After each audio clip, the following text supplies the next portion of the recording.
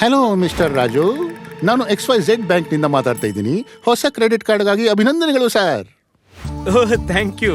ಅದು ಸಿಕ್ಕಿದೆ ನನ್ಗೆ. ನಮ್ಮ ಬ್ಯಾಂಕಿನ ಪಾಲಿಸಿ ಪ್ರಕಾರ ಈ ಕಾಲ್ ಮೂಲಕ ನಿಮ್ಮ ಹೊಸ ಕ್ರೆಡಿಟ್ ಕಾರ್ಡ್ ಅನ್ನು ಆಕ್ಟಿವೇಟ್ ಮಾಡೋಕೆ ಕಾಲ್ ಮಾಡ್ತಿದ್ದೀನಿ. ಸರಿ, ನೀವು ನಿಮ್ಮ ಕಾರ್ಡಿನ ವಿವರಗಳನ್ನ ದೃಢೀಕರಿಸಬೇಕಾಗುತ್ತೆ. ಇದಾದ ನಂತರ ನಿಮಗೊಂದು ಆಕ್ಟಿವೇಶನ್ ಕೋಡ್ ಸಿಗುತ್ತೆ. ಕೋಡ್ ಎಂಟರ್ ಮಾಡಿದ ನಂತರ ನಿಮ್ಮ ಕಾರ್ಡ್ ಆಕ್ಟಿವೇಟ್ ಆಗುತ್ತೆ. ಓಕೆ, ದಯವಿಟ್ಟು ನನ್ನ ಕಾರ್ಡ್ ಅನ್ನು ಆಕ್ಟಿವೇಟ್ ಮಾಡಿ. ನಿಮ್ಮ ಹೆಸರು ರಾಜು ದೇಶಪಾಂಡೆ. ನೀವು ಲೋವರ್ ಪರೇಲ್, ಮುಂಬೈಯಲ್ಲಿ ವಾಸ ಮಾಡ್ತೀರಿ. ಹೌದು, ಸರಿಯಾಗಿದೆ. ನಿಮ್ಮ ಕಾರ್ಡ್ ನಂಬರ್ 45 ಇಂದ ಶುರುವಾಗುತ್ತೆ. ದಯವಿಟ್ಟು ನಂಬರ್ ಅನ್ನು ದೃಢೀಕರಿಸಿ. ಖಂಡಿತ. ಅದು 4500. ದೃಢೀಕರಣಕ್ಕಾಗಿ ವಂದನೆಗಳು. ದಯವಿಟ್ಟು ಕಾರ್ಡಿನ ಎಕ್ಸ್ಪೈರಿ ಡೇಟ್ ಮತ್ತು ಕಾರ್ಡಿನ ಹಿಂದಿರುವ ಕಾರ್ಡ್ ವೆರಿಫಿಕೇಶನ್ ವ್ಯಾಲ್ಯೂ ಅಂದ್ರೆ CVV ದೃಢೀಕರಿಸಿ. ಸರಿ, ಎಕ್ಸ್ಪೈರಿ ಡೇಟ್ 01/25 ಮತ್ತು CVV ನಂಬರ್ 111 ಆಗಿದೆ. ದೃಢೀಕರಣಕ್ಕಾಗಿ ಧನ್ಯವಾದಗಳು ಸರ್.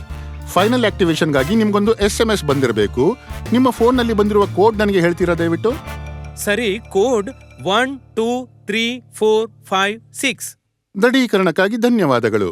ನಿಮ್ಮ ಕಾರ್ಡ್ ಈಗ ಸಕ್ರಿಯಗೊಂಡಿದೆ. ಈ ಬಗ್ಗೆ ಇನ್ನು 1 ಗಂಟೆಯೊಳಗೆ ನಿಮ್ಗೊಂದು SMS ಬರುತ್ತದೆ. ಶುಭ ದಿನ. ಅಯ್ಯೋ, ಮೋಸ ಹೋಗ್ಬಿಟ್ಟೆ ನಾನು. ನನ್ನ ಕಾರ್ಡ್ ವಿವರಗಳನ್ನು ಹಂಚಿಕೊಳ್ಳಬಾರ್ದಿತ್ತು.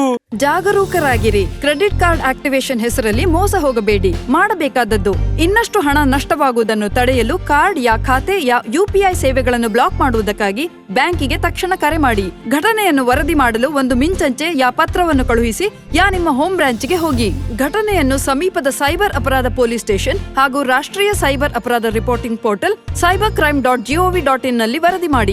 ಕ್ರೆಡಿಟ್ ಕಾರ್ಡ್ ಅನ್ನು ನಿಮ್ಮ ಮೊಬೈಲ್ ಬ್ಯಾಂಕಿಂಗ್ ಅಪ್ಲಿಕೇಶನ್ ನಿಂದ ಆಕ್ಟಿವೇಟ್ ಮಾಡಬಹುದು. ಮಾಡಬಾರದು.